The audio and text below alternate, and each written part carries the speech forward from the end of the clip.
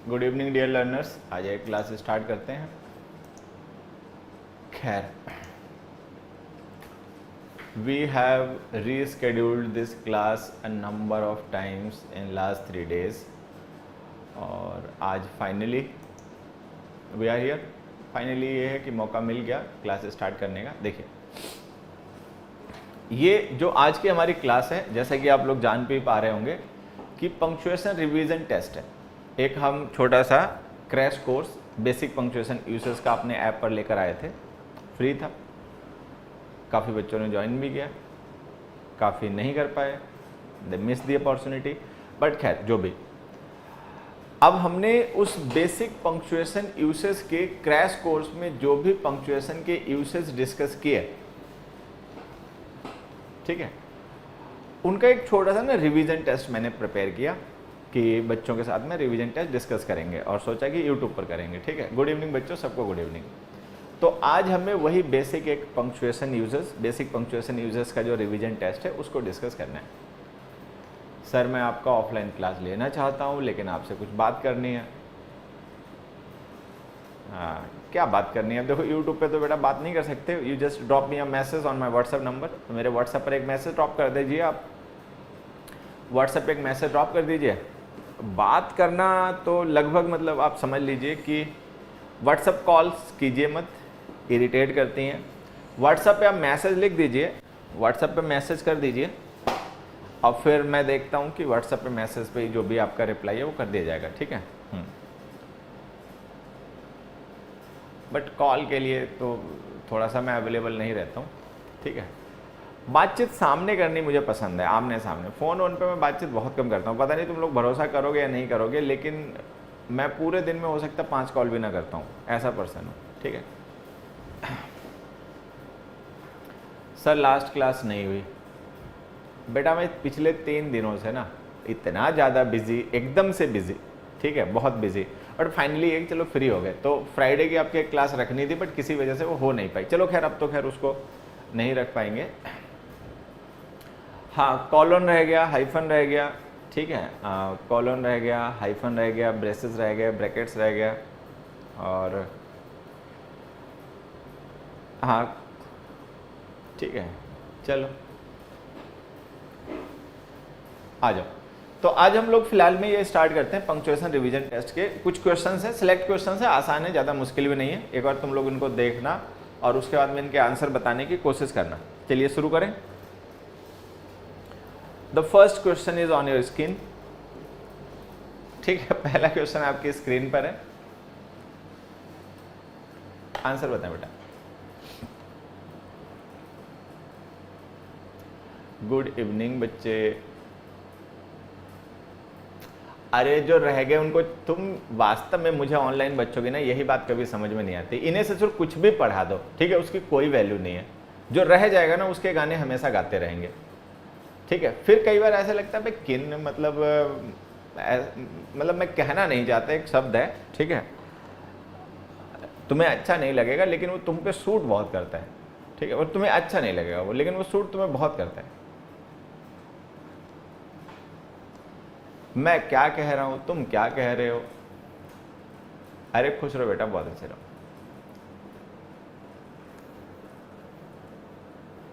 चल,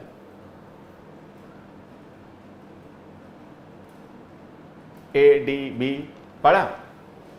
अब देखो, यहां पर हमने क्या किया, 4 सेंटेंसेस लिखे और हमें क्या, लगभग सारे क्वेश्चन इसी टाइप के हैं।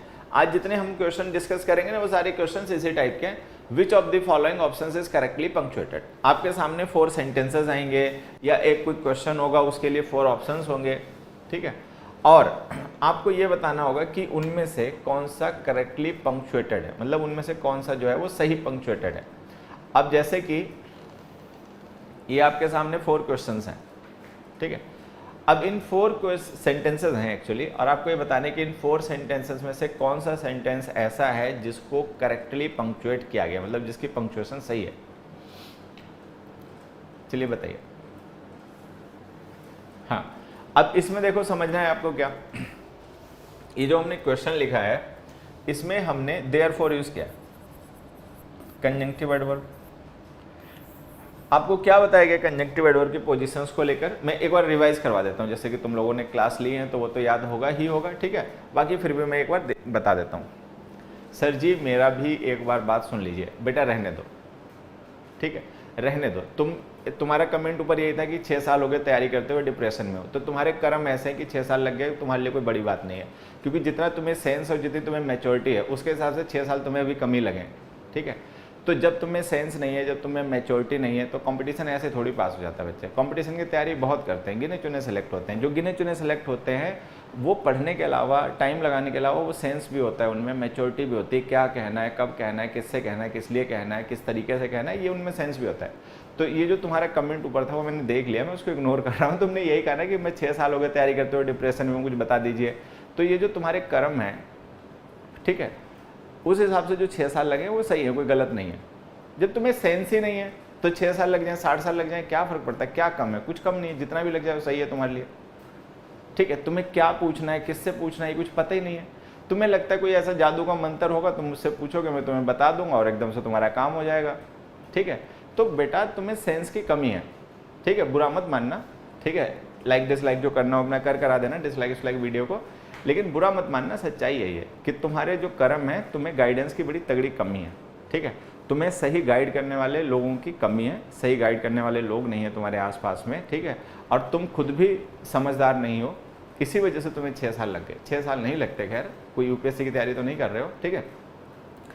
तो अगर 6 साल लगे हैं तो इसमें ढूंढो वजह तुम ही हो, ठीक है। अपने अंदर सुधार करो, अपनी सोच सुधारो, अपने तरीके सुधारो, खुद पे सुधारो, ठीक है, तब। और नहीं तो ये 6 साल जो तुम्हें लग गए, अभी 6 साल और भी लग जाएंगे, ठीक है। आ जाओ, मैं पंक्चुएशन की बात कर रहा हूँ, वो बता रहे कि मेरे 6 साल से तैयारी हो रही है, मैं डिप्रेशन में हूँ। अबे हम कोई साइकोलॉजिस्ट हैं क्या, हैं हम यहाँ पे साइकिट्रिस्ट हैं क्या? तेरे 6 साल लग गए, तू चिकनी चुपड़ी मेरी बातें सुनेगा, बस खुश हो जाएगा, फिर तू 1 साल लगाएगा, ठीक है।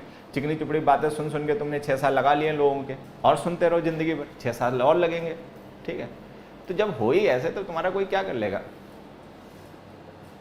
चलो 6 साल लग गए, गधाई हो, पूरे 6 साल लग गए तुम्हें तैयारी करते हुए। 6 साल तुम यही नहीं जान पाए कि तुम्हारे अंदर क्या कमियां हैं जिनको तुम दूर नहीं कर पा रहे हो, ठीक है। काहे के स्टूडेंट हो, हमारी नज़र में तो लल्लू स्टूडेंट हो।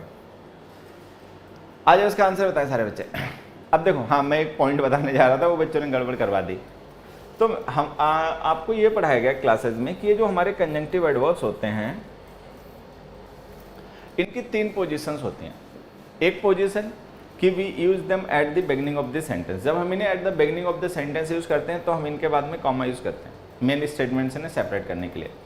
अगर हम इनको in the middle of the sentence use करते हैं, तो अगर हम in the middle of the sentence use कर रहे हैं तो इनसे पहले कॉमा यूज करते हैं, इसके बाद कॉमा यूज करते हैं। और अगर हम इनको 2 स्टेटमेंट्स के बीच में यूज कर रहे हैं, 2 स्टेटमेंट्स के बीच में, तो इनसे पहले सेमीकोलन यूज करते हैं और बाद में कॉमा यूज करते हैं। ये पढ़ाया था ना पंक्चुएशन यूजेज में, जो हमारे कंजंक्टिव एडवर्ब, एक मिनट बच्चों, पंक्चुएशन यूजेज में जो हमारे कंजंक्टिव एडवर्ब्स होते हैं, ठीक है, उनके लिए हमने ये पढ़ा था कि अगर उनकी position eight the beginning of the sentence हो तो उनके बाद में कॉमा, अगर उनकी position in the middle of the sentence हो तो उनसे पहले कॉमा बाद में कॉमा, अगर उनकी पोजीशन बिटवीन 2 स्टेटमेंट्स हो तो उनसे पहले सेमीकोलन बाद में कॉमा। ये पढ़ा था। अब यहाँ पे देखो एक सिंगल सेंटेंस है, उसके बीच में हमने देयरफॉर का यूज़ किया।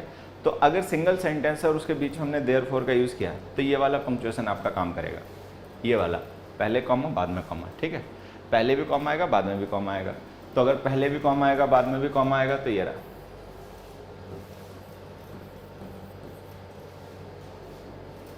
तो डी ऑप्शन जो है आपका वो करेक्टली पंक्चुएटेड है।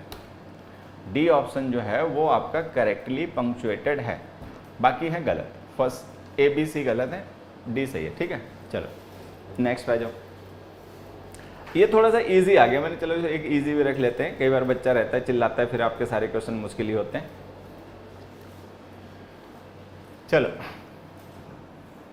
Comment the answer to this question. इस क्वेश्चन का आंसर अपने आप कमेंट करें जल्दी से।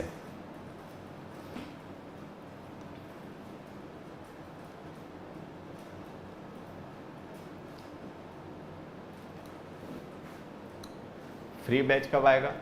बेटा हम फ्री नहीं पढ़ाते यार, कितनी बार बता चुके तुम लोगों को, मानते क्यों नहीं? हम फ्री नहीं पढ़ाते, हमारे फ्री बैचेस कुछ नहीं होते, जो भी हम फ्री पढ़ाते हैं बस यूट्यूब पे पढ़ाते हैं, यहीं पढ़ लो, ठीक है। हम फ्री नहीं पढ़ाते हैं, हमारे अपने भैया पेड कोर्सेज होते हैं, ऑफलाइन के भी होते हैं ऑनलाइन के भी होते हैं, हम फ्री नहीं पढ़ाते हैं। उस चक्कर में हमारे साथ मत बंध जाना, ठीक है।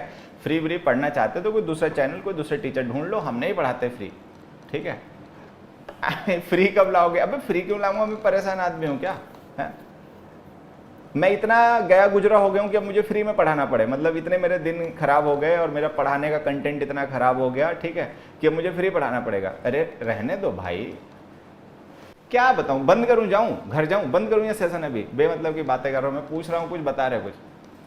सर जी स्टूडेंट्स का सही मार्ग तो गुरु ही बताता है ना।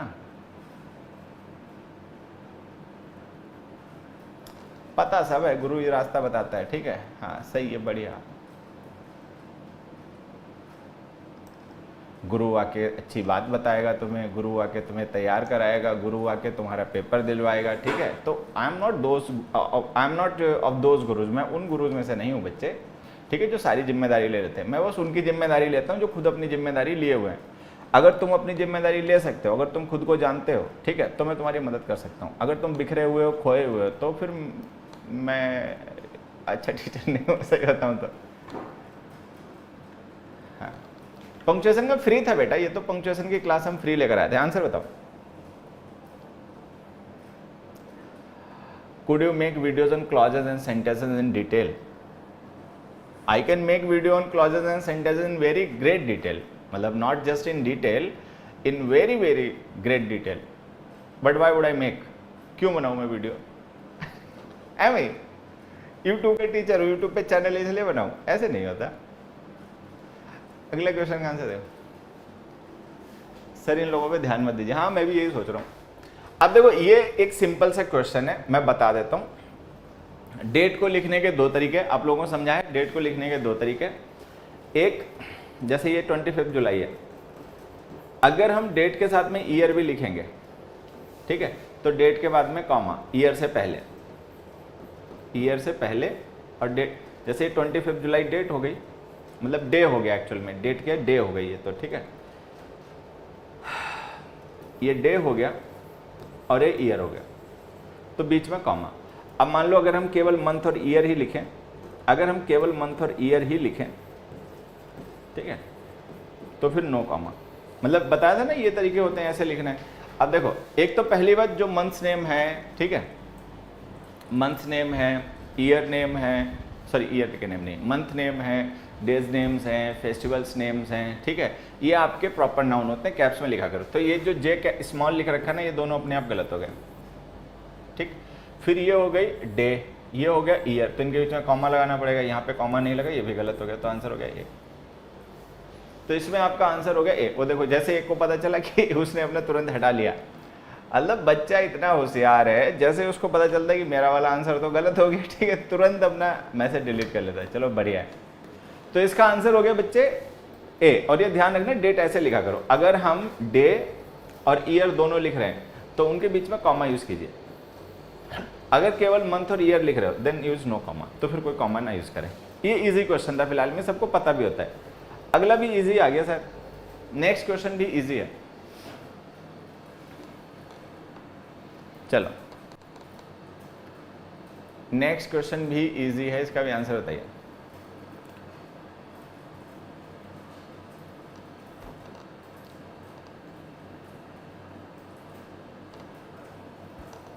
ऑप्शन गलत है, ऑप्शन गलत है। मतलब कितने बच्चे कॉन्फिडेंट होते हैं, मतलब हद हो गई, मतलब ओवर कॉन्फिडेंस की भी हद होती है। मतलब बता रहा है ऑप्शन ही गलत है। वाह भाई वाह, अब तो तुमसे तो फिर हम क्या ही कहें अब, ठीक है। जब तुम यही कह रहे हो कि हमारे ऑप्शन ही गलत है, हम तुमसे क्या ही कहें, तो कुछ कहने ही नहीं है। मतलब ये तो तुमने ओवर कॉन्फिडेंस के रिकॉर्ड तोड़ दिए, ठीक है। आंसर नहीं समझ में आया तो सीधे कह दो ऑप्शन ही गलत है। वाह भाई वाह।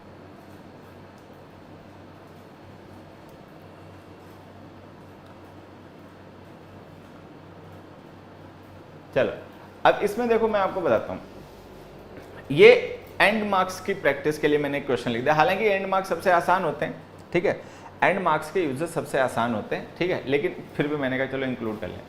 What an awkward person your neighbour is, ठीक है, how cleverly the fraud was planned and executed, ठीक है, what has made him to do this is not known to us, there has been no improvement in his performance. अब देखो जब आप पढ़ोगे तो पहले वाला जो सेंटेंस है ना आपका, ये स्टेटमेंट आपका असर्टिव है, असर्टिव या डिक्लेरेटिव, ठीक है, इसमें हम कुछ स्टेट कर रहे हैं, कुछ बता रहे हैं, there has been no improvement in his performance, मतलब वी आर स्टेटिंग समथिंग, हम किसी को कुछ बता रहे हैं, ठीक है। तो अब अगर ये डिक्लेरेटिव स्टेटमेंट है, ठीक है, और इसमें हम किसी को कुछ बता रहे हैं, तो हमें यूज करना पड़ेगा इसके लास्ट में फुल स्टॉप एंड मार्क, लेकिन यहाँ पे देखो मार्क ऑफ एक्सक्लेमेशन यूज किया गया, मार्क ऑफ एक्सक्लेमेशन यूज किया गया, तो ये गलत हो गया।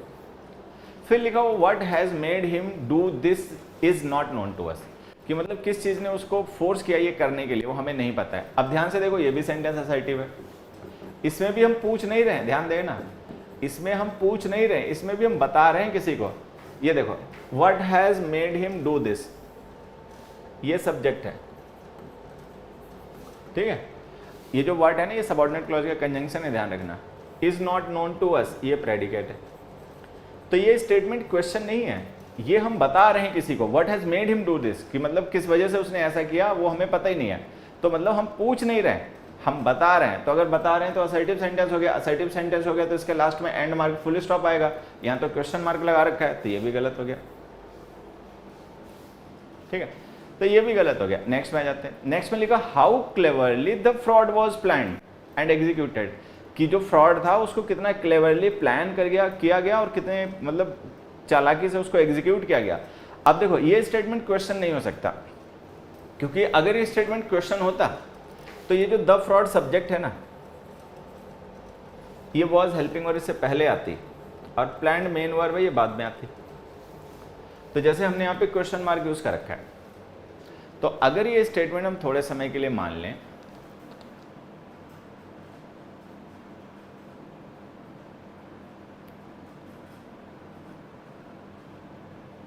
ठीक है, ये जो स्टेटमेंट है ध्यान से देखिए, how cleverly the fraud was planned and executed, ठीक, अगर ये स्टेटमेंट हम इस क्वेश्चन मार्क को सही मान लें तो इसका सब्जेक्ट है द फ्रॉड, वाज उससे पहले आना चाहिए, ठीक है। अगर ये ऐसे लिखा होता ना how cleverly was the fraud planned and executed, तो इसका मतलब ये हो जाता है कि हम ये मान लेते हैं क्वेश्चन है कि हम किसी से पूछ रहे हैं कि भाई जो प्लान था, ठीक है, उस प्लान को कितना क्लेवरली एग्जीक्यूट किया गया और प्लान किया गया, मतलब हम जानना चाह रहे हैं, किसी पूछ रहे हैं। तो अगर हम पूछ रहे हैं और ये इंटरोगेटिव सेंटेंस है तो ये जो वाज हेल्पिंग वर्ब है फ्रॉड सब्जेक्ट से पहले आनी चाहिए, ठीक है, लेकिन पहले नहीं लिखी है। अगर ये पहले नहीं लिखी है तो इसका मतलब ये आपका स्टेटमेंट इंटरोगेटिव नहीं है।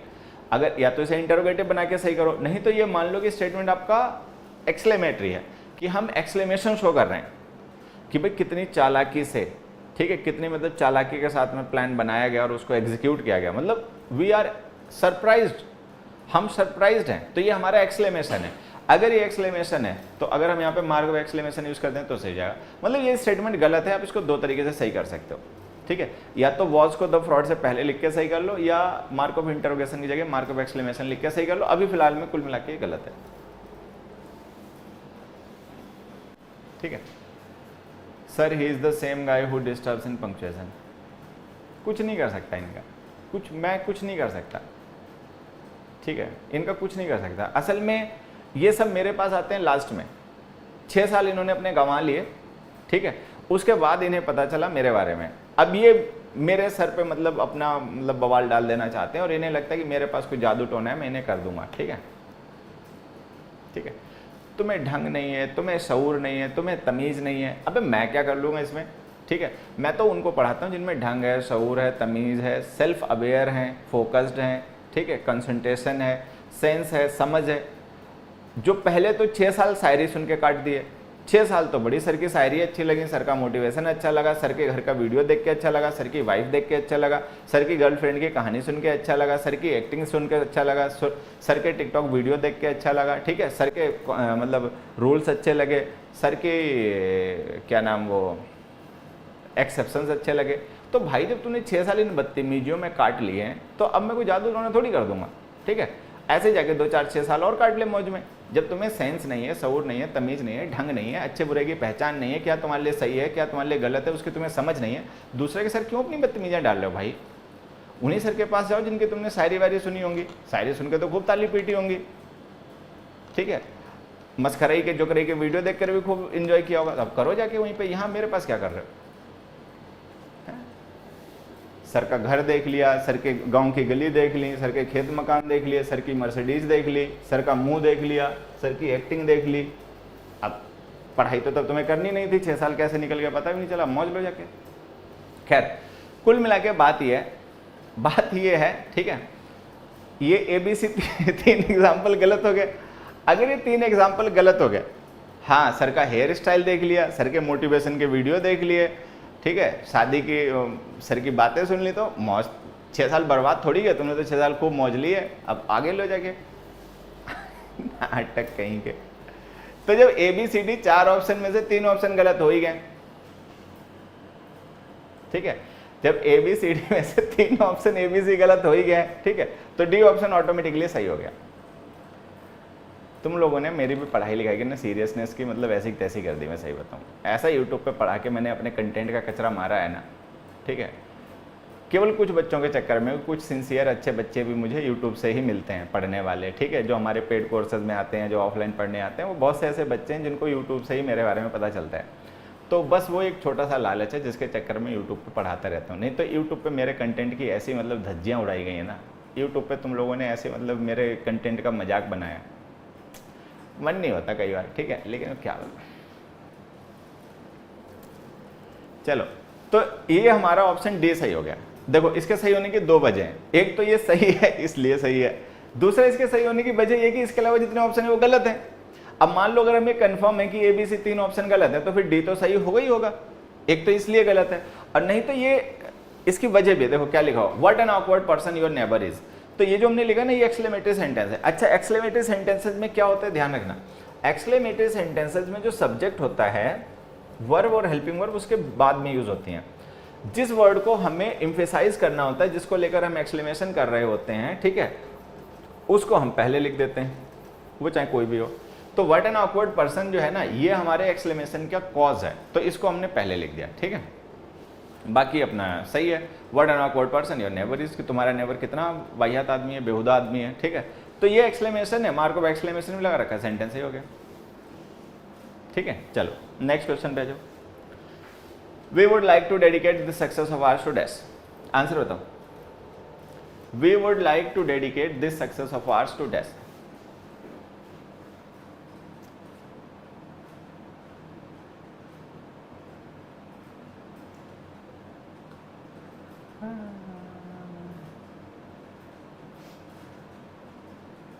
चलो अगले क्वेश्चन।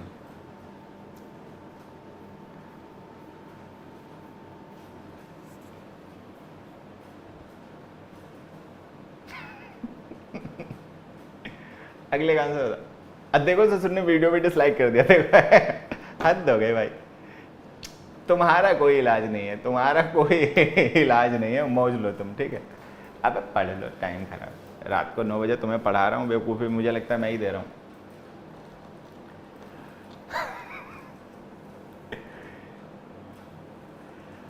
पढ़ाने वाले गुरुजी अच्छे नहीं लगते, मस्करी करने वाले अच्छे लगते हैं, तो लो जाके मौज, क्या है। We would like to dedicate the success of ours to dash professor Tomar, the professor Tomar, professor Tomar, the professor Tomar. Answer बताओ सारे बच्चों। A, D, C, B, मतलब सब बता लिया तुमने, मतलब एक ऑप्शन नहीं छोड़ा, सारे ऑप्शन ही तुमने बता लिए। तुम्हारे हिसाब से A भी आंसर है, B भी आंसर है, C भी आंसर है, D भी आंसर है। चलो बढ़िया। इसमें देखो समझना एक छोटी सी बात क्या है कि जब हम कभी किसी name of relation, name of profession को, फिर से सुनना ध्यान से, नेम ऑफ रिलेशन को, नेम ऑफ प्रोफेशन को, ठीक है, और एक कुछ और था, नेम ऑफ डेजिग्नेशन, ठीक है। तो जब हम कभी, ठीक है ठीक है, कोई फर्क नहीं पड़ता बच्चे, हाँ चलो बढ़िया, धीरे धीरे सुधर जाओगे, टच में रहोगे तो सुधर जाओगे धीरे धीरे। अगर बातों का बुरा नहीं मानोगे तो सुधर जाओगे, बुरा मानोगे तो नहीं सुधर जाओगे, ठीक है। बुरा नहीं मानोगे बातों का तो सीख जाओगे, ठीक है। मैं उनमें से नहीं हूँ कोई आपको झाड़ पे टांगूंगा, आपको बेमतलब सपने दिखाऊंगा। मैं हमेशा कहता हूँ जो जिसका काम होता है वो उसी को करना चाहिए, दूसरों को नहीं करना चाहिए, ठीक है। कुछ टीचर्स ऐसे रहते हैं हर एक को झाड़ पे टांग देते हैं, उनके हिसाब से हर कोई इंस्पेक्टर बन सकता है, उनके हिसाब से हर कोई कलेक्टर बन सकता है, बनेगा। उन्हें भी पता है कि वो खुद नहीं बन गए तो दूसरा कहाँ से बन जाएगा, ठीक है, ऐसा कुछ नहीं है, बट झाड़ पे सबको टांग देते हैं। तो धीरे साथ में रहोगे, अपना चीज़ों को समझोगे, जो कहा जा रहा है बुरा नहीं मानोगे तो सुधर जाओगे, फायदा होगा, धीरे धीरे होगा, एकदम से तो नहीं होगा, ठीक है। तो हमने पढ़ा कि अगर हम नेम ऑफ रिलेशन को, नेम ऑफ प्रोफेशन को, नेम ऑफ डेजिग्नेशन को नेम ऑफ पर्सन से पहले लिखें। अब जैसे ये लिखा ना तोमर, तो हालांकि ये पर्सन का नाम नहीं होता है, सरनेम होता है, ठीक है। लेकिन फिर जैसा हमें पता है कि सरनेम भी तो पार्ट ऑफ द नेम ही होता है, फर्स्ट नेम सेकंड नेम होता है ना, जैसे फर्स्ट नेम लास्ट नेम। तो ये जो तोमर है ना, ये है नेम ऑफ पर्सन, प्रोफेसर है नेम ऑफ प्रोफेशन, ठीक है। तो अगर हम नेम ऑफ प्रोफेशन को नेम ऑफ रिलेशन के साथ में लिखें तो उसको कैपिटल में लिखना है, ये पढ़ा, ठीक है। तो अगर कैपिटल में लिखना तो देखो पी यहाँ तो कैपिटल में लिखा नहीं तो ये गलत हो गया, यहाँ भी नहीं लिखा तो ये भी गलत हो गया, तो ये दो अपने आप गलत हो गए। अब हमें उन दोनों में से किसी एक को चूज करना है, ठीक है बेटा देव, ठीक है कोई बात नहीं, तू सीख, चुपचाप सीख, ठीक है। अब देखो ए और ई कैसे आ गया, ये एक मिनट कुछ गड़बड़ हो गई बच्चों, मुझे लगता है ये बी होगा, ये सी हो गया, ये डी होगा, मतलब ये डी है कुल मिला के। अब इसमें से ए और डी में से कोई एक सही होगा। अब ए और डी में से मैं एक चीज बता दूं, तुम्हें हमेशा ध्यान रखना, जैसे जो हमने लिखा ना द प्रोफेसर तोमर, जैसे मान लो हम लिखें चलो लिख ही देते हैं, जैसे हमने लिखा द प्रोफेसर तोमर, तो ये एक नाउन फ्रेज है, ये एक नाउन फ्रेज है, इसमें ये मेन नाउन है और ये मॉडिफायर है, ठीक है, और ये डिटर्मिनर है। तो ये तीन वर्ड की एक नाउन फ्रेज है। अब ध्यान ये रखना है कि जो नाउन फ्रेजेस होती हैं उनमें लिखे गए डिटर्मिनर्स होते हैं वो मेन नाउन को रेफर करते हैं, मेन नाउन को, ठीक है। अब मेन नाउन यहाँ पे प्रोफेसर तो है नहीं, तोमर है, तोमर नेम ऑफ पर्सन है, नेम ऑफ पर्सन होने के जैसे प्रॉपर नाउन है, प्रॉपर नाउन के साथ में द आएगा नहीं तो ये गलत हो गया, तो आपको इसको लिखना पड़ेगा केवल प्रोफेसर तोमर। तो ये जो द है ना ये गलत हो जाएगा, क्यों गलत हो जाएगा ध्यान देना, हम डेजिग्नेशन में लोगों के नाम के साथ में द लिखते हैं, the principal, the professor, the CM, the PM, ठीक है। लेकिन अगर हम उसको एज अ मॉडिफायर यूज करें किसी नेम ऑफ पर्सन के साथ में, तो नेम ऑफ पर्सन जो प्रॉपर नाउन होता है वो आपका मेन नाउन हो जाता है, ठीक है। नाउन फ्रेजेस में लिखे गए डिटर्मिनर्स मेन नाउन को रेफर करते हैं, तो अगर ये द तोमर जी के लिए यूज होगा तो मेन नाउन के लिए यूज हो रहा है, वो प्रॉपर नाउन है, प्रॉपर नाउन होने की वजह से द गलत हो गया, ठीक। तो कुल मिला के आंसर ये कि जो द प्रोफेसर तोमर लिखा है ये भी गलत है, ये सही है ए। तो जिन बच्चों ने ए ऑप्शन बताया नाना पाटेकर, अबे नाना नेम ऑफ रिलेशन नहीं इतने क्या, नाना नेम ऑफ रिलेशन नहीं बेटा, हम लोगों के यहाँ जैसे यूपी, बिहार और इधर क्या नाम मध्य प्रदेश, इधर सब नाना is the name of relation, नाना, नानी, मामा, मामी, ये सब। महाराष्ट्र में या उधर जो नाना वर्ड होता है, नाना का मतलब रिलेशन नहीं है, ठीक है। तो जो तुम नाना पाटेकर कह रहे हो ना, ऐसा नहीं है। तुम क्या सोच रहे हो, तुम्हें सोच रहे हो कि नाना नेम ऑफ रिलेशन है, पाटेकर नेम ऑफ पर्सन है। इसमें नाना फर्स्ट नेम है, पाटेकर लास्ट नेम है, मतलब वो सर नेम है, समझे, मूर्खता मत दिया करो। नेक्स्ट क्वेश्चन पे आ जाओ, आंसर बताओ। ये बहुत अच्छा क्वेश्चन है, देखें भी कितने बच्चे इसका सही आंसर करते हैं, कितने गलत करते हैं। चलो आंसर बताओ बच्चों इसका।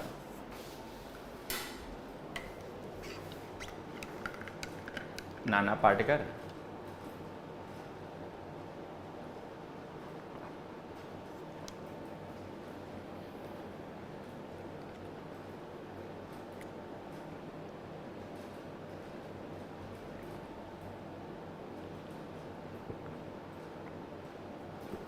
ऐसे तो एक साउथ इंडियन एक्टर है उसका नाम नानी है, एक साउथ इंडियन एक्टर हैं, ठीक है, ठीक है, एक साउथ इंडियन एक्टर है उसका नाम है नानी, नानी जैसे अपने यहाँ क्या होता है नॉर्थ इंडिया में, नानी का मतलब वही मम्मी की माँ, माँ की माँ, नानी, ठीक है। तो वहाँ पे तो एक एक्टर है, एक्ट्रेस भी नहीं एक्टर है, उसका नाम नानी है, ठीक है। तो ये कह दोगे क्या,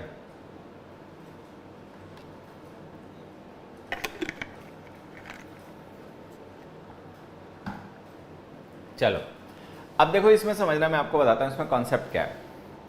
इसमें जो छोटा सा कॉन्सेप्ट काम कर रहा है वो ये है कि जैसे हमें तीन इंडिपेंडेंट एलिमेंट्स हैं उनको कनेक्ट करना है, ठीक है, इनको कनेक्ट करना है, तो हम इन्हें कैसे लिखेंगे, हम इन्हें लिखेंगे ए कॉमा बी कॉमा एंड सी, ये हम इनको ऐसे लिखेंगे, ठीक है। अब मान लो इसमें एक कहानी ऐसी हो कि हमें ए बी एंड सी दो एलिमेंट्स इनको कनेक्ट करना। फिर से समझ लो, यहाँ पे थोड़ी सी मामला ट्रिकी है। मान लो हमारे पास एक एलिमेंट है ए, एक है बी, एक है सी। अब इन तीनों को एक ही फ्रेज में हमें यूज करना है। तो अगर इन्हें एक ही फ्रेज में यूज करना है तो फर्स्ट एलिमेंट के बाद में कॉमा, सेकंड एलिमेंट के बाद में कॉमा और थर्ड एलिमेंट से पहले एंड। ये लिखने का तरीका हम इन्हें ऐसे लिखेंगे, ठीक है। हाँ, अब उसके बाद देखो, अगर मान लो हमारे पास एलिमेंट दो ही हो, ए बी एंड सी। अब इसमें क्या, जो हमारे पास दो एलिमेंट्स है ना, इनमें से एक एलिमेंट तो है सिंपल ए, एक है कंपाउंड बी एंड सी का कंपाउंड है। अब हमें इनको जोड़ना है, बी एंड सी जो एक कंपाउंड है इसे और ए को, इन्हें जोड़ना है। तो हम कैसे लिखेंगे, ए एंड बी एंड सी। बस इसमें ध्यान का रखना होता है, अब हमें पता है कि बी एंड सी जो है कंपाउंड है, ये कंपाउंड है, तो हम ए के बाद में ना कॉमा लगा देंगे। कॉमा लगा देने से ये हो जाएगा कि हमें पता चल जाएगा कि ये दो एलिमेंट्स हैं, दो पार्टी हैं जिन्हें जोड़ा जा रहा है, एक ए है एक बी एंड सी है। ए जो है वो कॉम्बिनेशन नहीं बना रहा है किसी के साथ में, बी एंड सी कॉम्बिनेशन है, तो उनके बीच में कॉमा नहीं यूज कर पाएंगे, एक के बाद में कॉमा लगा देंगे। तो हम इसे ऐसे लिखेंगे, A and B, A comma and B and C, ठीक। ये क्लास में समझाया था, ठीक है, ये आपको क्लास में समझाया गया होगा, ठीक। अब जब ये क्लास में समझाया गया था, अब इसको इस क्वेश्चन में अप्लाई करो। यहाँ देखो, हमने लिखा था होस्ट सर्व्ड द गेस्ट, कि होस्ट ने गेस्ट को सर्व किया। क्या सर्व किया, पुडिंग, राइस एंड करी, ठीक है।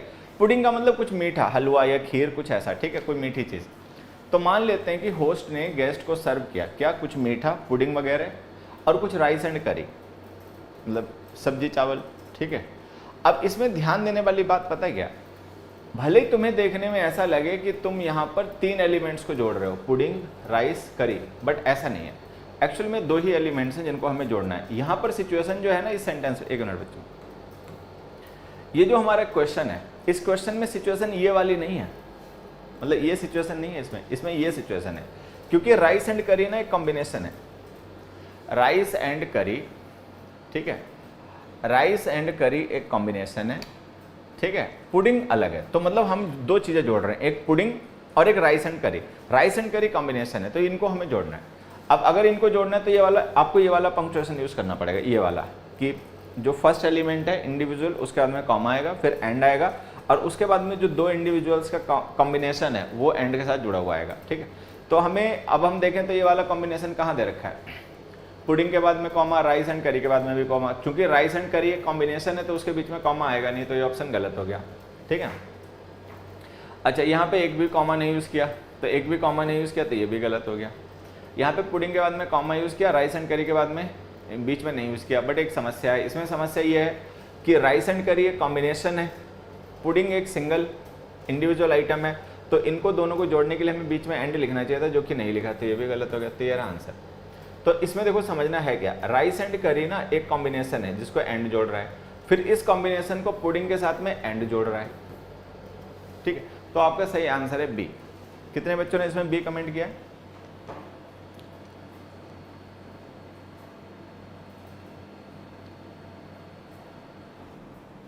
हाँ, कितनों ने बी कितनों ने कमेंट किया था आंसर? बस एरर के क्वेश्चन खेलने से, खेलने क्या होता है भाई, क्वेश्चन खेलने से नहीं निकल जाएगा, जिससे निकल जाएगा अपना वो पढ़ लो जाके, मैं कौन सा कह रहा हूँ, हम ही से पढ़ लो, ठीक है। तो जो तुम्हारा पढ़ने से निकल जाएगा, तुम्हें पता ही है पढ़ने से निकल जाएगा, तो वही पढ़ लो, ठीक है। हद हो गई बच्चों की, मतलब मैं यूट्यूब पे क्या पढ़ाऊंगा वो भी यही बताएंगे, हद हो गई भाई, हद हो गई। चलो आंसर बताओ इसका। खेलने से निकल जाएगा। खेलने क्या होता है बेटा, ये कहां से लैंग्वेज सीखा है, पढ़ने वाले बच्चे की लैंग्वेज है क्या?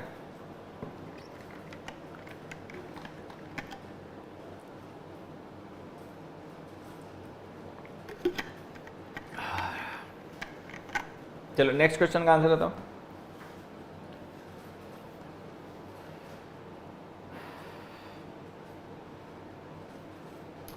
द साइंटिस्ट हैव, एक मिनट, हैव लिखा ना, तो यहाँ पे साइंटिस्ट कर लेना, प्लूरल कर लेना इसको, मतलब ऐसे कर लेना, ठीक है। अब बताओ आंसर।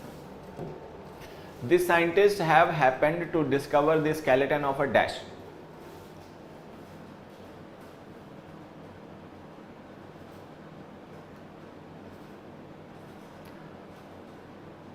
हाँ,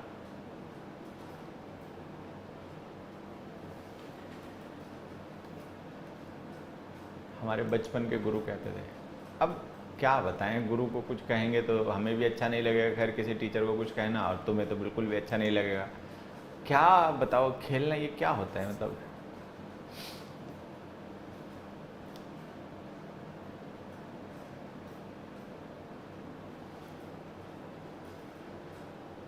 अगले क्वेश्चन का आंसर बताओ जल्दी से बच्चों। देखो इसमें क्या है, जैसे एक मिनट बच्चे, ये कहां से आ गया। इसमें देखो क्या है, ध्यान से देखना। इसमें हमने लिखा scientist have happened to discover the skeleton of dash 43 million year old lizard. इसमें आप ध्यान से देखोगे ना तो ये एक नाउन फ्रेज है, ठीक है, ये एक नाउन फ्रेज है। इस नाउन फ्रेज में एक तो हमारे पास नाउन है लिजर्ड, ठीक है, ये नाउन है।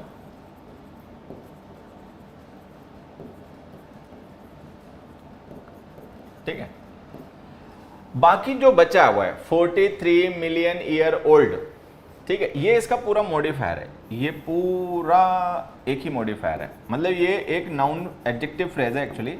देखो बात समझ में आए तो थोड़ा सा टेढ़ा लगेगा, लेकिन अगर समझ जाओगे तो थोड़ा आसान रहेगा। क्या, ये जो हमने पूरा लिखा है ना, ये एक नाउन फ्रेज है।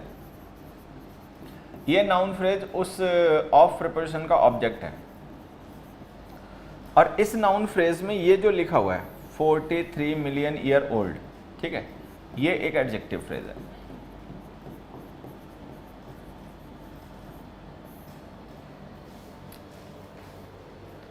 ये एक एडजेक्टिव फ्रेज है। अब कहानी देखो इसमें क्या है, लिजार्ड एक नाउन है, बाकी जितने वर्ड्स हैं वो एक फ्रेज बना रहे हैं। तो अगर वो एक फ्रेज बना रहे हैं, हाइफन रह गया था असल में उस सिलेबस में, हाइफन का नंबर ही नहीं आ पाया, ठीक है। मैंने जिस तरीके से कोर्स डिज़ाइन किया था स्टार्टिंग में, तो हाइफन कायदे से हो जाने चाहिए था बेसिक पंक्चुएशन यूसेज में, लेकिन वो ज़्यादा समझाने के चक्कर में, एग्जाम्पल ज़्यादा देने के चक्कर में वो हो नहीं पाया था, ठीक है।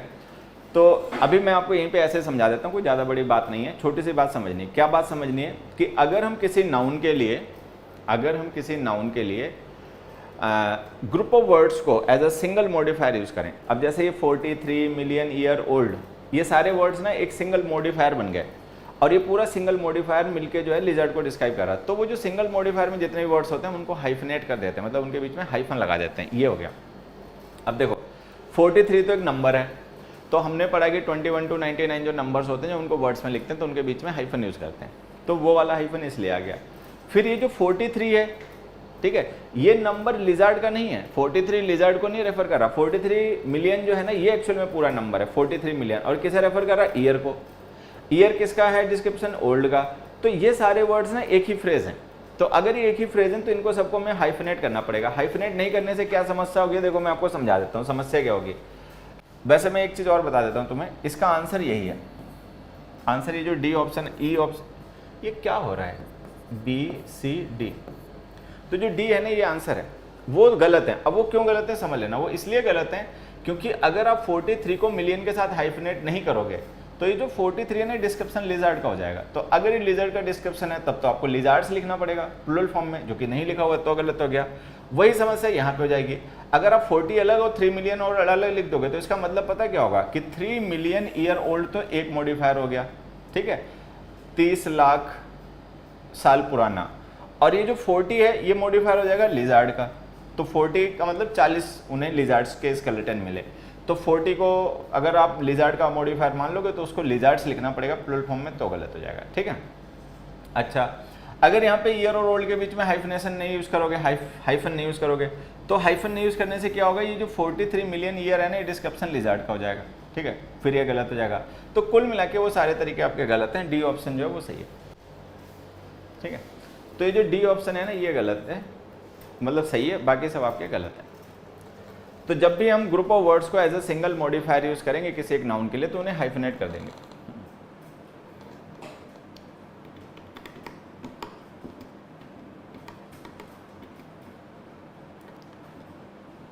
दो वीक का कोर्स था, तो 2 वीक में बच्चे 10 क्लासें होती हैं, मंडे टू फ्राइडे तो क्लासें चलती हैं, 10 क्लासेस होनी थी, एक वो मैं बिजी रह गया तो किसी कारण नहीं हो पाई, तो 9 तो हो ही गई थी, ठीक है। चलो, the man said did you find any mistake in it, the man said did you find any mistake in it, the man, अच्छा एक ही सा लिखा हुआ है, चलो बताओ इसमें क्या सही है क्या गलत है। नेक्स्ट का आंसर बताओ सर। कॉम्प्रिहेंशन सही नहीं हो रहे बेटा, पढ़ने की आदत डालो थोड़ी सी। कॉम्प्रिहेंशन की मैं प्रैक्टिस भी करवा दूंगा यूट्यूब चैनल पर, ठीक है। यूट्यूब पे बताए ना, थोड़े से बच्चों के चक्कर में केवल यूट्यूब पे क्लास लेनी पड़ती हैं, ठीक है। और यूट्यूब पे ये लगता है कि जितनी मेहनत मैं यूट्यूब पे कर देता हूँ ना, इतनी अगर मैं बच्चों को डेडिकेटेड पेड बैचेज में चाहे ऑनलाइन या ऑफलाइन कर दूँ ना, तो बहुत अच्छा रिजल्ट ले आए।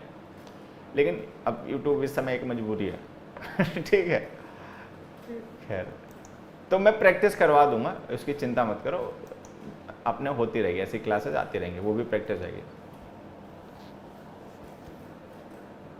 नहीं अब नहीं होगी उसमें क्लास। नेक्स्ट देखो, the man said did you find any mistake in it, तुम चिंता मत करो, मैं पंक्चुएशन, अभी मैंने पंक्चुएशन तुम्हें रियलाइज करवाई है, जो मैंने फ्री कोर्स दिया है, ये जो मैंने पंक्चुएशन का बेसिक यूजर्स का फ्री कोर्स दिया है, ये मतलब मैंने केवल इसलिए आप लोगों के लिए लाया, मतलब बनाया कि जिससे बच्चे समझें पंक्चुएशन की इंपॉर्टेंस क्या होती है। हमारा बहुत सा बच्चा होता है जो कंपटीशन की तैयारी कर रहा होता है ना, उसको पता ही नहीं होता है कि पंक्चुएशन की इंपॉर्टेंस हमारे राइटिंग में, हमारी लाइफ में क्या होती है। तो मैंने केवल बच्चों को बेसिक पंक्चुएशन यूजेस इसलिए करवाए, जिस फ्री करवाए, क्यों फ्री करवाए, जिससे कि इनको बच्चों को ये महसूस हो कि पंक्चुएशन इज़ वेरी इंपॉर्टेंट। अगर आप इंग्लिश पढ़ते हो तो पंक्चुएशन आपके लिए बहुत आवश्यक है, ठीक है। And punctuation plays a very vital role when you have to write something. जब आपको कुछ लिखना होता है तो वहाँ पे पंक्चुएशन बहुत इंपॉर्टेंट होती है। लोग आपके बारे में अपना ओपिनियन पंक्चुएशन से बनाते हैं, ठीक है। तो इसलिए आपको ये फ्री में दिया, तो उसको अपना देख सुन लो। बाकी तो हम पंक्चुएशन के मास्टर कोर्सेज भी लाएंगे, पंक्चुएशन के मास्टर कोर्सेज 2 महीने का कोर्स सीधा, ठीक है, वो भी लाएंगे। बट टच में रहो, धीरे, अकेला आदमी हूँ मैं पढ़ाने वाला, आई एम सिंगल पर्सन, मुझे सब कुछ पढ़ाना था, कंपटीशन का मुझे पढ़ाना है, ठीक है, इधर उधर का भी मुझे पढ़ाना है, तो फिर मैं जितना मैनेज कर पाता हूँ उतना ही कर पाता हूँ, ठीक है। तो मास्टर कोर्स भी आएंगे, उसकी मतलब चिंता मत करो। अब देखो ये जो क्वेश्चन है ना, इसमें एक सीधा सा कॉन्सेप्ट जो आपको ध्यान रखना वो ये है कि हमने पढ़ा कि जब हम कभी रिपोर्टिंग वर्ब लिखते हैं, ठीक है, और रिपोर्टेड स्पीच लिखते हैं, रिपोर्टिंग वर्ब, और जब हम कभी रिपोर्टेड स्पीच यूज करते हैं, एक मिनट बच्चों, तो उसका पंक्चुएशन कैसे होता है। देखो रिपोर्टिंग वर्ब के बाद में कॉमा, रिपोर्टेड स्पीच से पहले पंक्चुएशन मार्क्स, बाद में भी पंक्चुएशन मार्क्स, एक तो ये ध्यान रखना है। उसके बाद में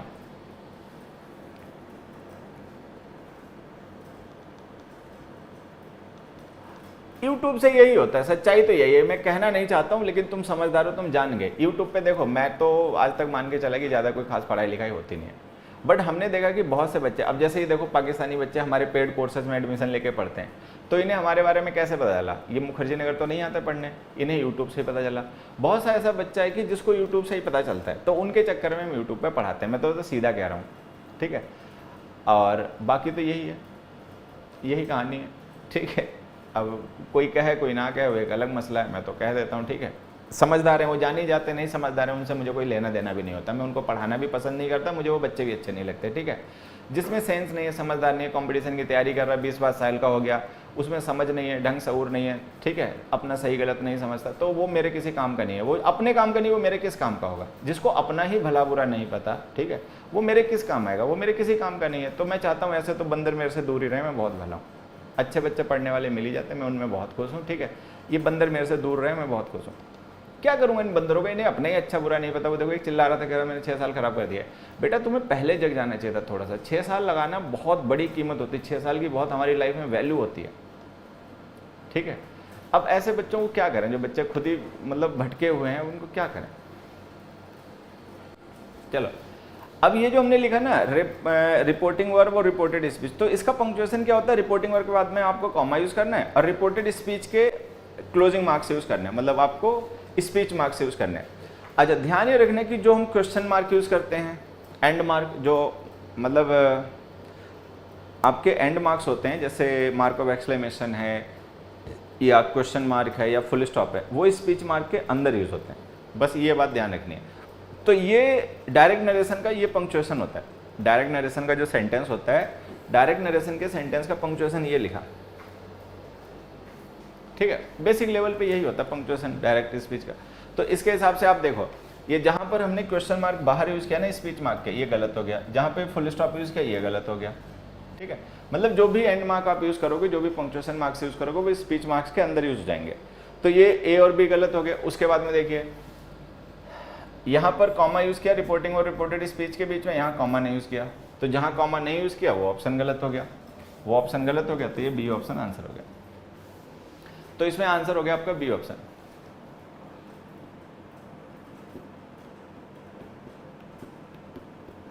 काफ़ी बच्चे होते हैं उनको हमारे बारे में यूट्यूब से ही पता चलता है। ठीक है, तो इसलिए यूट्यूब पे रहते हैं। लेकिन अब क्या होता है कि उन थोड़े से चक्कर में, थोड़े से बच्चों के चक्कर में बहुत से बच्चे सरदर्द बन जाते हैं आके। अब क्या कर सकते हैं, यूट्यूब ओपन प्लेटफॉर्म में मतलब कोई फिल्टर भी नहीं लगा सकते कि नहीं जिसमें दिमाग ना हो, ढंग से और ना हो, उसको हमारे चैनल पे ना आने देना यूट्यूब से, ऐसा भी नहीं कर सकते। ऐसा तो यूट्यूब के पास कोई फिल्टर भी नहीं है कि लगा दें। ठीक है, तो यही है, अब ऐसे ही चलता रहता है। नहीं तो हम तो वास्तव में सही बताएं, कोई फिल्टर हो तो हम तो अपने चैनल पे फिल्टर लगवा दें कि भैया जिसमें ढंग से और तमीज ना हो वो दूर रहे हमसे, वो ना आए हमारे चैनल पे। क्या करेंगे उसका।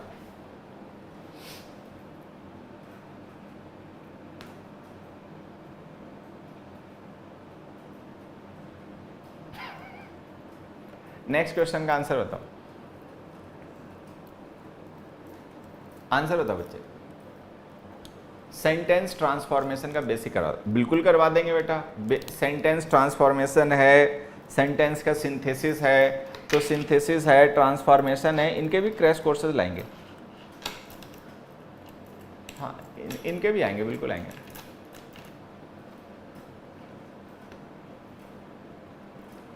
अच्छा, मुखर्जी ने कराए थे, पता ही नहीं चला, बहुत अच्छा करा तुमने। चलो अगले का आंसर बताओ बेटा। ये जो क्वेश्चन लिखा है इसका आंसर बताओ। ठीक है, बातों के साथ साथ में पढ़ाई भी करो।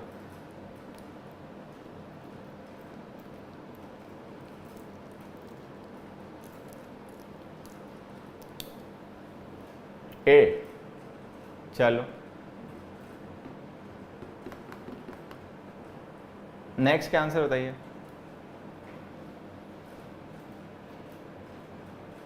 एंट्री टेस्ट लिया करें यूट्यूब ऐसी फैसिलिटी कहाँ देता है बेटा। DCADC आंसर बताओ नेक्स्ट।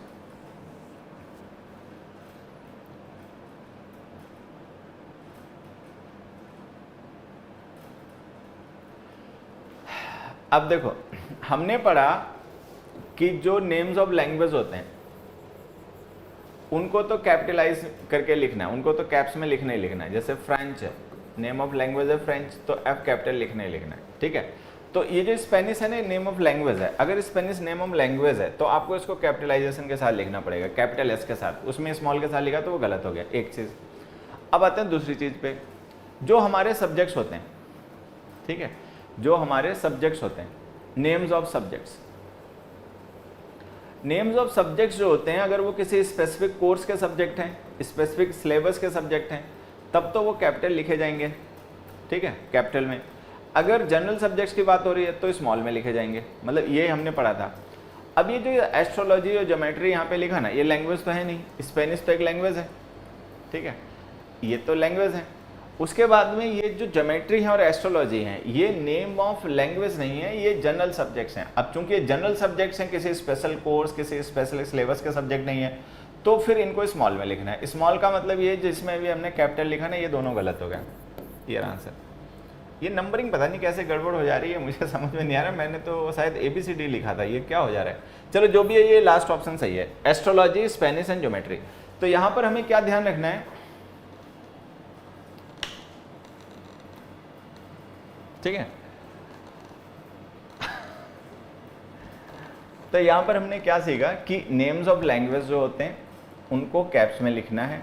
ठीक है, जो बाकी सब्जेक्ट्स होते हैं, अगर वो जनरल सब्जेक्ट की आप बात कर रहे हो, चाहे मैथ्स हो, चाहे साइंस हो, चाहे फिजिक्स हो, चाहे एस्ट्रोलॉजी हो, चाहे कोई भी हो, तो उसको कैपिटल में नहीं लिखना है, स्मॉल में लिखना है। अगर वो किसी पर्टिकुलर सिलेबस का, किसी पर्टिकुलर कोर्स का सब्जेक्ट है तो कैप्स में लिखना है। ठीक है, चलो नेक्स्ट पे जाओ। चलो इसका आंसर अपने आप बताओ सारे बच्चों, बाद में पढ़ूंगा सेंटेंस को।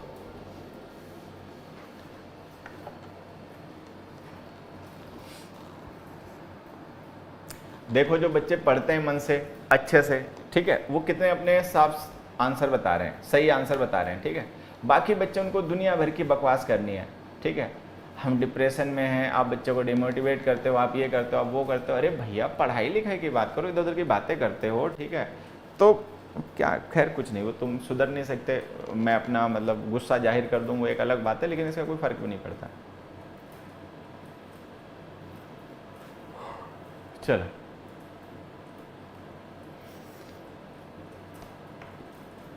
नेक्स्ट का आंसर होता बेटा, When it gets dark, the boys said they will return here. अब यहां पर अगर तुम ध्यान से देखोगे तो इसमें एक चीज समझ में आएगी, क्या कि ये जो सेंटेंस है ये है तो डायरेक्ट नरेशन का, ये जो सेंटेंस है ना ये डायरेक्ट नरेशन का है। बस इसमें हुआ क्या है कि जो आपकी रिपोर्टेड स्पीच है वो स्प्लिट हो गई है। दिखाई दिया कि ये जो हमने सेंटेंस लिखा है ये डायरेक्ट नरेशन का सेंटेंस है, ठीक है। इसकी जो रिपोर्टिंग वर्ब है वो तो एक साथ है, ठीक है। रिपोर्टेड स्पीच जो है वो स्प्लिट हो गई है। अब आपको ध्यान क्या रखना है कि अगर कभी हम रिपोर्टेड स्पीच को स्प्लिट कर दें, मतलब रिपोर्टेड स्पीच को दो पार्ट्स में कर दें, ठीक है, तो होगा क्या, जो बाद वाला पार्ट होगा रिपोर्टेड स्पीच का, वैसे हमने क्या पढ़ा था, वैसे हमने ये पढ़ा कि जब भी हम कोई रिपोर्टेड स्पीच लिखते हैं, ठीक है, तो रिपोर्टेड स्पीच का जो फर्स्ट लेटर होता है वो कैपिटल में लिखा जाता है, यही पढ़ा। लेकिन अगर हम किसी एक ही रिपोर्टेड स्पीच के दो पार्ट कर दें, मतलब रिपोर्टेड स्पीच एक है पार्ट दो कर दें, तो जो बाद वाला पार्ट होगा उसका फर्स्ट लेटर कैपिटल नहीं लिखा जाएगा, नहीं लिखा जाएगा। तो ये जिसमें टी कैपिटल लिखा नहीं, दोनों गलत, ठीक है। तो ये जो बी और डी है ना ये आपके गलत हैं बच्चे, बी और डी जो है ये गलत है। How to prepare SSC MTS in 10 days। बेटा तुम जल्दी पूछ रहे हो, अभी तो बहुत टाइम है, 10 दिन है अभी से तुम पूछ रहे हो एमटीएस के लिए कैसे तैयार करें। तुम तब पूछना है जब 10 मिनट बचे या 10 घंटे बचे ना, तब मुझसे पूछना कि sir how to prepare for SSC MTS in 10 hours, ठीक है, तब पूछना। अभी इतनी जल्दी जग गए, अभी तो 10 दिन है, अभी तो बहुत टाइम है। कितने घंटे पढ़े, 24 घंटे होते हैं एक दिन में, 240 घंटे हैं, इतना जल्दी क्यों जग गए हो। जब 10 घंटे बचे तब पूछना, तब बताऊंगा, ठीक है। अभी मत पूछो, अभी से डिस्टर्ब कर रहे हो। कहाँ 240 घंटे बाद में पेपर है, अभी से तुम पूछ रहे हो। तो ये दोनों ऑप्शन गलत हो गए। चलो अब बाकियों को देखते हैं। बाकी में क्या होता है कि जो रिपोर्टिंग वर्ब का फर्स्ट पार्ट है, ठीक है, और जो रिपोर्टिंग वर्ब और रिपोर्टेड स्पीच है उसके बीच में कॉमा आएगा। तो यहाँ पे देखो ये कॉमा लगा, यहाँ पे नहीं लगा, तो ये वाला भी गलत हो गया। तो सी ऑप्शन भी गलत हो गया, सी ऑप्शन भी गलत हो गया। आपका आंसर हो गया ए। तो सही आंसर हो गया ए।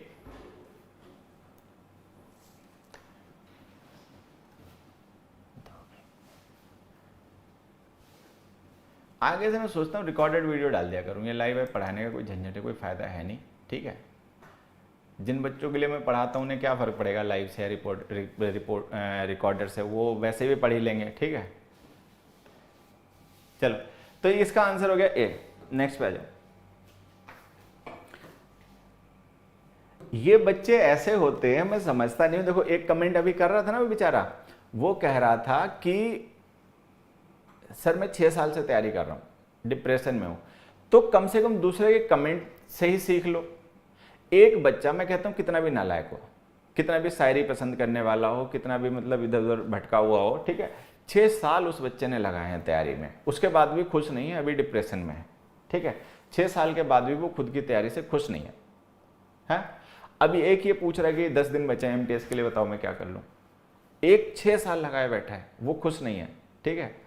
6 साल में वो मतलब सेटिस्फाई खुद को नहीं कर पा रहा, और ये 10 दिन में सोच रहा है कि कोई तरकीब ढूंढ के सेटिस्फाई कर लेगा। तो बच्चे बहुत भटके हुए हैं, बहुत ज़्यादा। लेकिन हमारी मजबूरी है कि हम कुछ कर नहीं सकते। क्यों? क्योंकि हम पे इनका मतलब हमारा असर नहीं होता इनके ऊपर। असर हो तो हम इन्हें भी सुधार दें, ठीक है। अगर मतलब ये हमारे हाथ में हो, ठीक है, हमारे तरीके से चलें, हमारी बात माने, ठीक है, और हम अगर इनको सुधार पाएँ तो वास्तव में इन्हें भी सुधार दें। बट मजबूरी यही है कि हम कुछ नहीं कर सकते। ये सुधरना चाहते हैं कहीं ना कहीं, थोड़ा बहुत हम बहुत ज़बरदस्त तरीके से सुधारना चाहते हैं, बट कर नहीं सकते, क्योंकि ये मानेंगे नहीं ना, ये बात नहीं मानेंगे, हमारी चीज़ों का इन पे असर नहीं होगा। असर हो तो हम इन्हें सुधार दें। 6 साल नहीं, 6 महीने बच्चों को जरूर लगेंगे, लेकिन इसका काम हो जाए। लेकिन अब करें क्या, मजबूरी है, ठीक है, कि हम काम नहीं कर सकते ना। वो मतलब बीच में जो लाइनें हैं उन लाइनों को पार हम नहीं जा सकते, ये नहीं आ सकता, ठीक है, क्या करें। चलो some dash candidates were alleged to pass a few insulting remark about Hindi. अब हमने कहा कि कुछ ऐसे कैंडिडेट्स थे उन पे आरोप लगाया गया कि उन्होंने हिंदी को लेकर कुछ इंसल्टिंग रिमार्क्स, मतलब इंसल्टिंग बातें कही। ठीक है, ये पता नहीं कैसे गलत हो जा रहा है, ABCD। ठीक है, तो अब हमें इनमें से बताना है कौन सा सही तरीका है लिखने का। अच्छा, कैंडिडेट्स 2 बार लिख दिया क्या? ये कैंडिडेट्स हटा देते हैं बच्चे, इसकी जरूरत नहीं है। जब कैंडिडेट्स यहाँ लिखे हुआ तो हम क्यों लिखेंगे वहाँ। ठीक है, चलो अब इनमें से कोई आंसर बताना है। देखो, फ्लुएंटली इंग्लिश स्पीकिंग कैंडिडेट्स। अब ये जो फ्लुएंटली है ना, ये ध्यान से देखो, एडवर्ब है। ठीक, fluent English speaking candidates, English speaking fluent candidates, fluent English speaking candidates. खैर, अब ये जो वर्ड्स हैं हमें इनको सही करना है। ठीक है, देखिए ये जो स्पीकिंग है, ठीक है, सबसे पहले ये समझना ये क्या है। ये स्पीकिंग आपका जो है ना पार्टिसिपल है, कैंडिडेट्स को रेफर कर रहा है। स्पीकिंग जो है ये पार्टिसिपल है, ठीक है, जो कैंडिडेट्स को रेफर कर रहा है। लेकिन स्पीकिंग के साथ में उसका भी ऑब्जेक्ट है इंग्लिश। तो इंग्लिश जो है वो उसको कैंडिडेट से कोई लेना देना नहीं है। इंग्लिश जो है वो स्पीकिंग का ऑब्जेक्ट है, ये ध्यान देना पड़ेगा तुम्हें। इंग्लिश जो है ना वो एडजेक्टिव नहीं है, इंग्लिश जो है वो नाउन है और वो स्पीकिंग का ऑब्जेक्ट है। इंग्लिश वर्ड एडजेक्टिव और नाउन दोनों ही होता है, मैं आपको बता दूं। देखो ऐसे, ठीक है, इंग्लिश वर्ड जब एडजेक्टिव होता है तो इसका मतलब होता है those who belong to England, मतलब इंग्लैंड से संबंधित, अंग्रेज। और जब ये नाउन होता है तो भाई नेम ऑफ लैंग्वेज, इसका मतलब है अंग्रेजी। मतलब एडजेक्टिव होता है तो इसका मतलब अंग्रेज होता है। ठीक है, और जब नाउन होता है तो इसका मतलब अंग्रेजी होता है, लैंग्वेज है। ठीक, ये जो इंग्लिश हमने यहाँ पे लिखा है ये नाउन है और ये स्पीकिंग वर्ब का ऑब्जेक्ट है। ठीक, तो अगर ये स्पीकिंग वर्ब का ऑब्जेक्ट है तो इसका मतलब इस इंग्लिश को कैंडिडेट से कोई लेना देना नहीं है। अगर कैंडिडेट से इसको कोई लेना देना नहीं है तो हम स्पीकिंग को और इंग्लिश को हाइफनेट करेंगे, मतलब हाइफन इनके बीच में लगाएंगे। यहाँ पर हाइफन नहीं है, यहाँ पर हाइफन नहीं है, तो ये दोनों गलत हो गए, ये दोनों गलत हो गए। अब हमारे पास बचे 2 option, English speaking candidates, English speaking candidates, और बचा फ्लुएंटली। ठीक है, अब देखो एक चीज समझना, ये जो हमने फ्लुएंटली लिखा है, ठीक है, अगर ये स्पीकिंग का डिस्क्रिप्शन है, जैसे कि ये जो इंग्लिश है वो स्पीकिंग का ऑब्जेक्ट है, उसी तरीके से फ्लुएंटली एडवर्ब है। तो अगर फ्लुएंटली एडवर्ब है तो इतना तो क्लियर है कि वो कैंडिडेट्स नाउन को तो डिस्क्राइब नहीं कर रहा होगा, वो डिस्क्राइब कर रहा होगा स्पीकिंग को। अगर वो स्पीकिंग को डिस्क्राइब कर रहा है तो उसको भी हाइफनेट कर लेना चाहिए था साथ में, लेकिन उसको हाइफनेट नहीं किया गया। अगर उसमें हाइफन नहीं लगाया गया तो इसका मतलब फ्लुएंटली सिंगल वर्ड है जो कि डिस्क्राइब कर रहा है कैंडिडेट्स को, लेकिन वो एडवर्ब है, वो कैंडिडेट्स नाउन को डिस्क्राइब कैसे करेगा, तो ये भी गलत हो गया। तो ये आंसर आपका। अब ये क्यों सही हो गया समझना, ये इसलिए सही हो गया, किसी बच्चों के समझना कैसे सही हो गया। इसमें क्या है कि इंग्लिश स्पीकिंग एक एडजेक्टिव है, ठीक है, फ्लुएंट एक एडजेक्टिव है, दोनों ही एडजेक्टिव कैंडिडेट्स को डिस्क्राइब कर रहे हैं। तो फ्लुएंट जो है वो एडजेक्टिव वो कैंडिडेट्स को डिस्क्राइब कर सकता है, फ्लुएंटली एडवर्ब वो कैंडिडेट्स को डिस्क्राइब नहीं कर सकता। तो आपका लास्ट ऑप्शन आंसर हो गया, बाकी सब गलत हो गया। ठीक है, चलो नेक्स्ट देखो, उत्तर ये क्या आ गया, थोड़ा टेढ़ा क्वेश्चन है, सोच समझ के आंसर बताना। पढ़ाया हुआ है, अगर तुमने क्रैश कोर्स किया था तो क्रैश कोर्स में मैंने ये क्वेश्चन या इस तरीके का कॉन्सेप्ट करवा दिया था। ठीक है, चलो आंसर बताओ।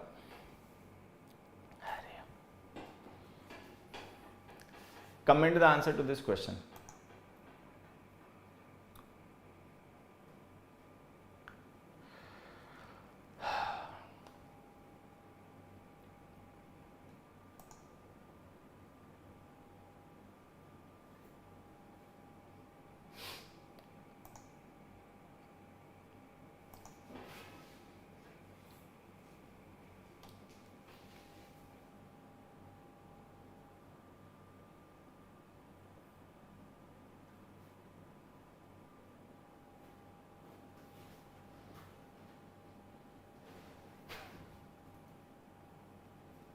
अगला क्वेश्चन का आंसर था।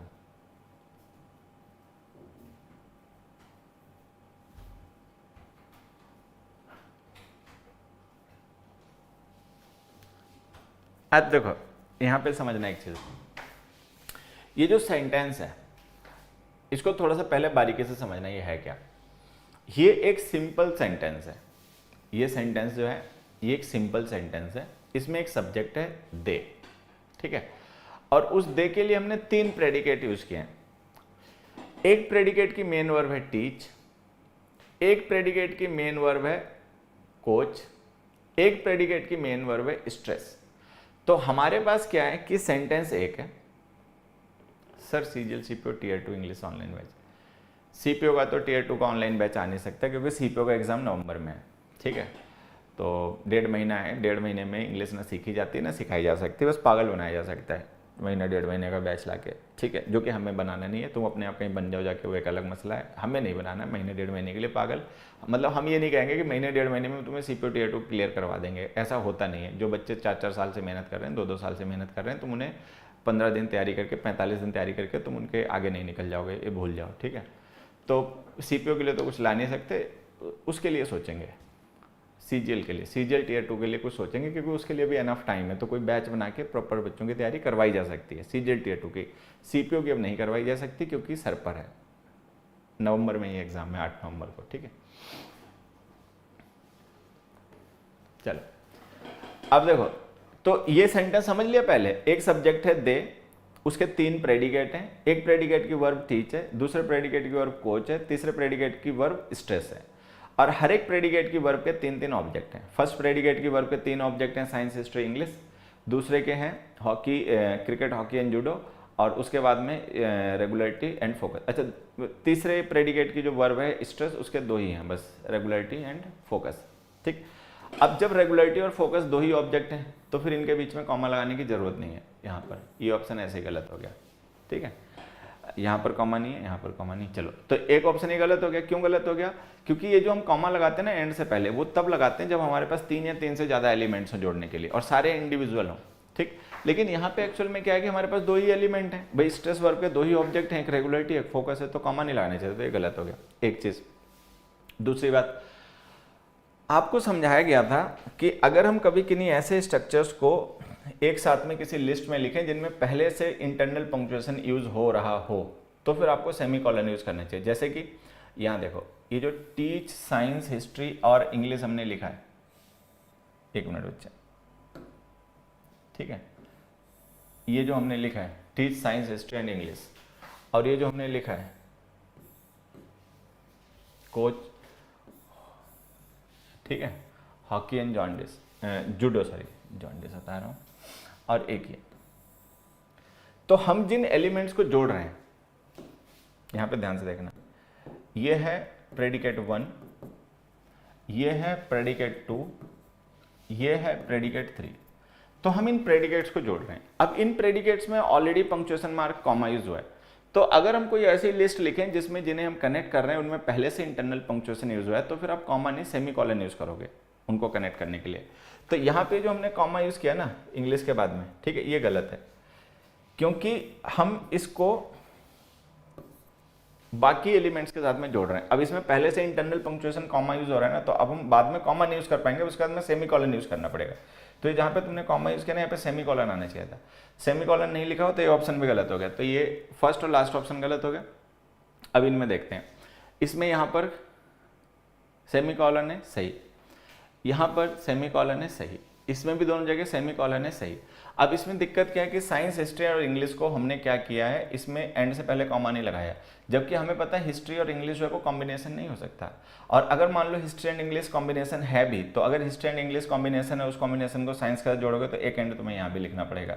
तो यहाँ तो नहीं लिखा, तो अगर यहाँ नहीं लिखा तो आपको मानना पड़ेगा तीनों इंडिविजुअल सब्जेक्ट हैं, जो कि हमें पता है कि हैं। तो अगर तीनों इंडिविजुअल सब्जेक्ट हैं तो यहाँ पे आपको कॉमा लगाना चाहिए था, नहीं लगा, तो ये ऑप्शन भी गलत हो गया, ये ऑप्शन भी गलत हो गया, तो यही ऑप्शन आंसर है।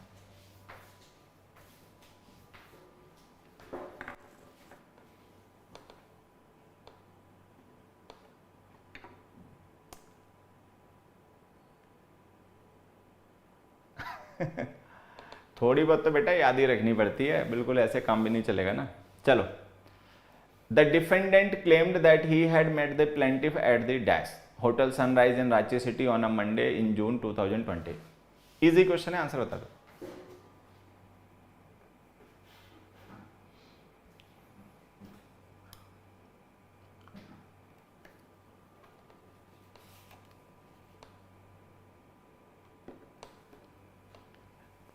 अरे यार, इसको ब्लॉक कर, अरे नहीं छोड़, कोई ब्लॉक करने का फायदा नहीं। CDS 2020 के लिए SSB का प्रोग्राम ऑनलाइन लाइए। सोचता हूँ इसका आंसर बताएगा और बच्चों।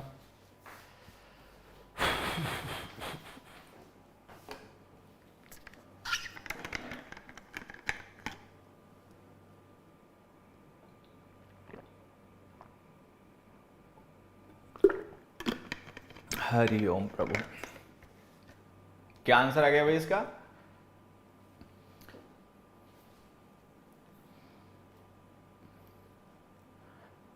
अब देखो यहां पे समझना है एक छोटी सी बात, क्या कि जो हमने होटल सनराइज लिखा है ना, ये प्रॉपर नाउन है।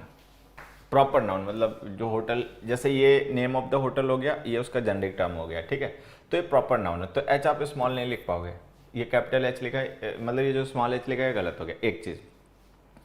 उसी तरीके से ये जो हमने रांची सिटी लिखा हुआ है, तो ये भी प्रॉपर नाउन बन रहा है। ये आप इसको ना बिल्कुल वैसे रिलेट कर सकते हो जैसे वो हमने प्रोफेसर तोमर वाला एग्जांपल डिस्कस किया था कि name of designation, name of profession, name of relation को नेम ऑफ पर्सन के साथ लिखे ना, तो वो पूरा कंपाउंड प्रॉपर नाउन बन जाता है। कंपाउंड प्रॉपर नाउन होने की वजह से उसका हर एक वर्ड का फर्स्ट लेटर कैपिटल लिखना पड़ता है, ठीक है। तो ये रांची सिटी में सी कैपिटल लिखना पड़ेगा, इसमें लिखा, इसमें नहीं लिखा, इसमें नहीं लिखा, तो मतलब ये तो पहले से गलत है, वो भी गलत हो गया एक चीज।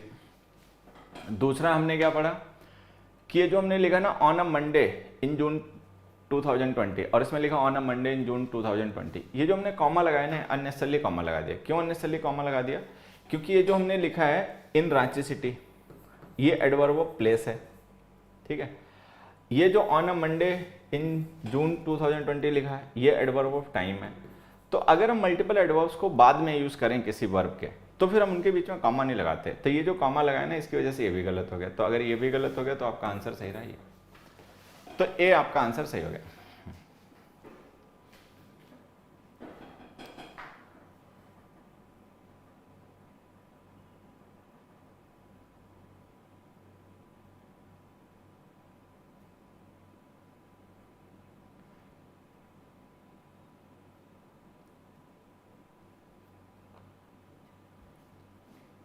बेटा अभिनय सर का चेला, तू क्या कर रहा है? क्यों कमेंट कर रहा है? ब्लॉक होना चाहता है क्या? हाँ, ऐसे मत क्या करो। चलो, ये फिलहाल में आज का हमारा लास्ट क्वेश्चन था, ये हो गया डिस्कशन। तुम लोगों ने आज पूरा सब गुड गोवर कर दिया, इतने अच्छे क्वेश्चंस थे और चोंच चला चला के इधर उधर की बातें, मतलब पढ़ाई लिखाई के अलावा सारी बातें कर करके तुमने सब गुड गोवर अपने आप ही कर लिया। चलो खैर, मैं तो यही चाहूँगा सबको फ़ायदा हो, ठीक है।